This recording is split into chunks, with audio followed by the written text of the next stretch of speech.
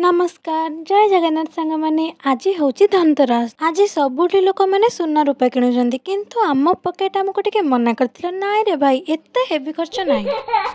सेइथिपाई बापा माँ बाहरिले धनिया बुणिबा पाई आउ आमे दुई भउणी तांको पछरे चालू तांको एंटरटेन करिबा पाई। आउ मोर जो ये हेल्प करिबार एक्टिंग टा देखुछंती ना सेइथिपाई मते तो ऑस्कर पुरस्कार ही मिलिबो। मु सिना एपटे एक्टिंग करूची हेले एई महाराणी को देखंतु ये एठे नाची नाची एंटरटेन करूचंती। माईटी भल भाव माटी को साइज कर देथिला तापर बापा आनिके गोबर पकई देथिले। मो माँ बापा जेतिके काम करुथिले ताठु अधिक आमे दुई भउणी दांत देखौथुलु।